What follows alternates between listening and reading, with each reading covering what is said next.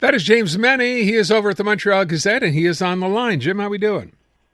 Oh, we're doing fine. How are you? I'm doing okay. I'm doing all right. I'm just looking at a new poll. It's out. I just saw this now, by the way. Folks over 338 Canada, PQ 29, PLQ 25, the CAQ 20, the Conservatives 14, Quebec Solidaire 11. So not a single party at 30%. Yeah, I mean, obviously the jury is going to be out for a while now, and people say, well, summer, people aren't paying attention. I really don't think any party is offering anybody anything to get excited over for the time being. Maybe that'll change as we get closer to voting day.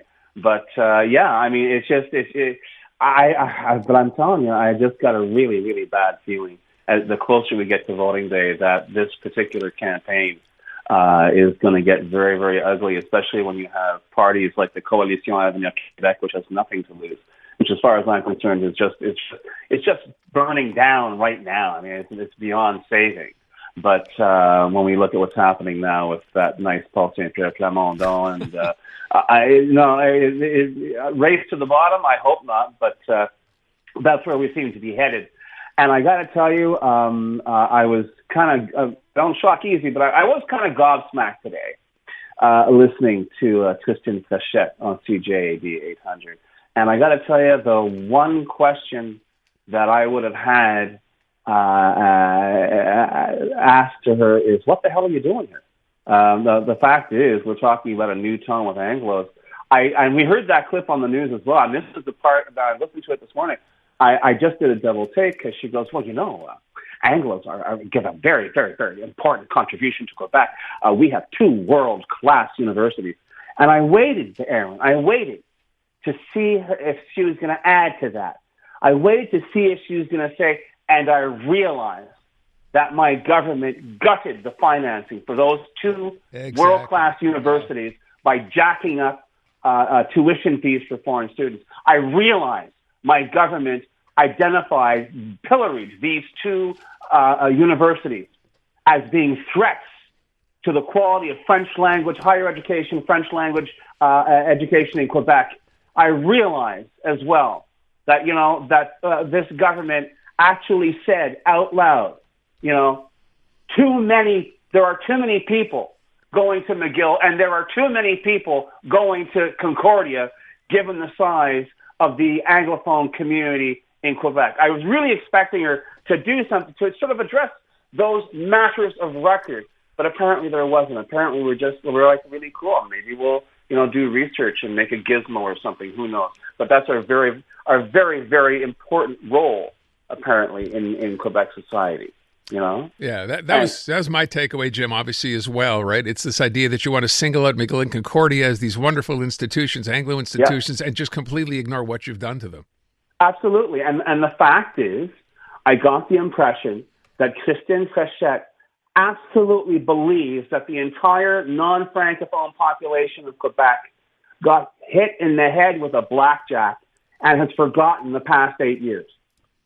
And to sit there and say, well, we're going to try and extend Bill 101 to adult education, even though, it really is nothing more than a spiteful move. These are adults who are making a decision to continue their education in English. We don't want that because of course, the one thing she very particularly said was the French language is in decline, and we have to do everything we can to protect it. Yeah. But then she turns around and says, yeah, we're going to reintroduce the bill. Oh, don't worry.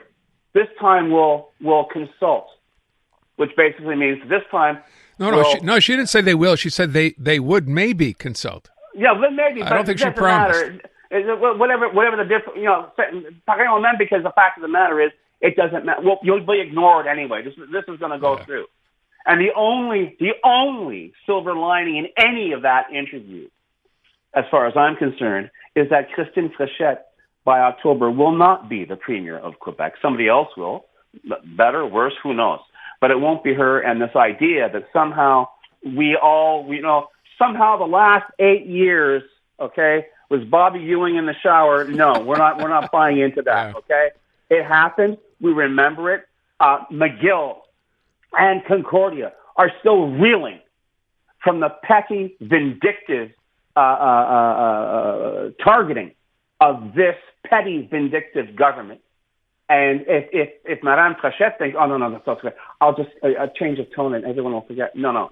We're going to remember, and I think a lot of people will remember, a lot of people in the Francophone community, McGill and Concordia's roots run deep in Quebec. Excuse me. And this is not a matter of just saying, oh, no. Don't worry. We'll once I'm elected, everything will be fine. Sorry, no sale, folks. But once again, as I say, in the end, what possessed you to do this? I mean, I've always said, don't hold a press conference when you have nothing to say. Well, I'm sorry. There's pas trouvé grand chose in what you had to say. I will say, and I asked this, and I'm going to ask it again when we get done. I asked this of our, listeners earlier this morning. I played back some of the interview, which I will again for people who missed it. This idea of tone, right? Change of tone, which is what she said at that Chamber of Commerce meeting. We all got very excited, right? Anglophone, she's changing tone. Yeah. Changing tone is one thing. Changing actions is clearly something else. And there was none of that, Jim, in what she talked about today at all. None. Absolutely none whatsoever. And were she to even make the slightest suggestion that there was going to be anything resembling a change, the usual banshees over at Quebecor would be tearing their hair out and setting themselves on fire because, my God, la nation en danger. Yeah. This is what we're seeing, and that's why I worry for this campaign, because even though there's a zillion things we should be talking about, but we're going to be talking about identity. There's a zillion things we need to fix now in Quebec, but we're going to be talking about protecting the French language and the threat caused by you-know-who, whether that's Anglos or immigrants or anybody who doesn't look or sound like us. We're just boiled down to that same Groundhog Day rubbish. And my despair is that nothing's going to change after October. It'll still be the same ridiculous formula because, and I got to give credit where credit is due here, because the electorate just turns around and shrugs and goes, oh, well, whatever, c'est la vie au Québec. No. We're seeing the difference. We're seeing how Quebec is underperforming everywhere else, compared with everywhere else. And that's not because of the immigrants, okay? That's because this is a government that can't see past its latest, identity-based, fear tactic. It's been going on for 8 years. It's been a disaster. This government will be historic. It will be remembered as perhaps one of the worst governments Quebec has ever had, okay? But that doesn't make me any less, pessimistic that things are going to get better in October. So I want to ask a question that someone asked me about this, which was, why do you think she did this interview in the first place? And I didn't really have an answer for it other than to say, I believe, maybe I'm wrong, that people in the CAQ have no idea with respect to what Anglophones in this city are thinking, doing, etc., other than what they might read in the French press. And that someone like Christopher Skeet, who is their minister responsible for relations with Anglos, they probably asked him, where do you think she should go? A lot of people are saying she should do something English, and that was his take. Why do you think she did this? Does that seem plausible to you? I think the CAQ is absolutely desperate for any votes from anywhere whatsoever. She spent a grand total of, 20 minutes on an English language radio station this morning? Big whoop. And if it gets votes, it gets votes. Excuse me, but they're in huge trouble. And they're going to get, there's still nothing saying they're not going to get wiped off the map. Your poll notwithstanding, because anyway, we'll see how that goes. Okay. But I will tell you that they are in desperate straits, and right now I think the entire electorate is in a real state of flux. People don't know, the fact that nobody's scoring, above, a respectable 20. It's just that nobody knows what the hell's going on. Nobody knows who to trust. Let me ask the other question, because we're still dealing with provincial politics here. This Paul St. Pierre Plamondon gambit to go after the provincial Liberals and equate their leadership race with organized crime. What did you make of this? First of all, can we stop treating this guy like he's some kind of a Machiavel, that he's some kind of a genius? He shot his mouth off too much, okay? And I think the Liberals saw their opportunity. And the fact is, I know people saying, well, they should have left it alone now because now it's going to become... No. You don't, maybe in Paul St. Pierre Plamondon's Quebec nation, you can accuse anybody of anything and then challenge them to disprove your groundless accusation, okay? But for the time being, we still live in a country called Canada. You can't do that, okay? Or you can do it, but you're going to get sued. And don't forget, he's saying he's not going to retract. Fine. The minute that lawsuit, that process begins, what he has to remember now, and what I would hope his lawyers are telling him, is that anything that comes out of his mouth on any topic whatsoever can wind up in a statement of claim. So he's going to have to be very, very careful about what he says on this topic, on any other topic as well. All of a sudden, this got really, really stupid because this is the same guy who likes to begin ridiculous assertions with, I don't have any proof, but I think the federal government could be spying on us. I don't have any proof, but it doesn't work that way.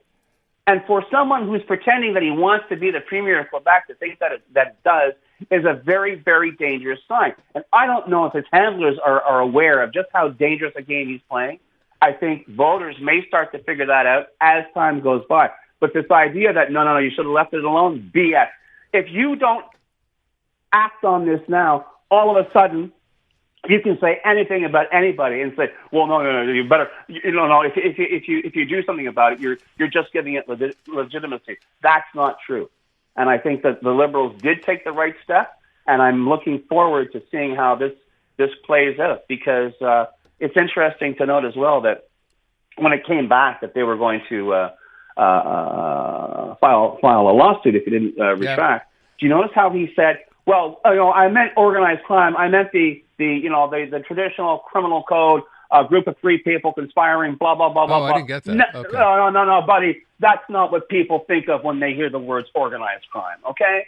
And if you were thinking that, you sure as hell didn't make it clear that that's what you were thinking, okay? So all of a sudden, I think he realized that he put his foot in it, but now he's trying to muscle through, and we'll see how it goes. I mean, maybe he's got a right, as he says, as a member of the National Assembly to ask plausible questions on plausible situations. Well, we'll see how that works.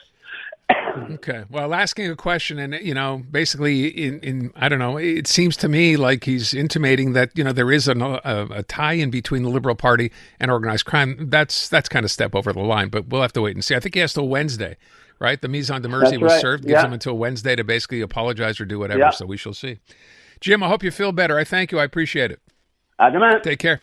Hello, Canada. This is Bryan Adams Radio, hosted by Bryan Adams himself. We'll play a few of mine, a ton of my favorites, and some must-hear behind-the-scenes stories from the world of rock and roll. One thing about doing rock and roll so long is you end up meeting a lot of the people that you admire. Sometimes you even get to work with them. It's only love, and that's all. Bryan Adams Radio. Now available on the free iHeartRadio app. Everybody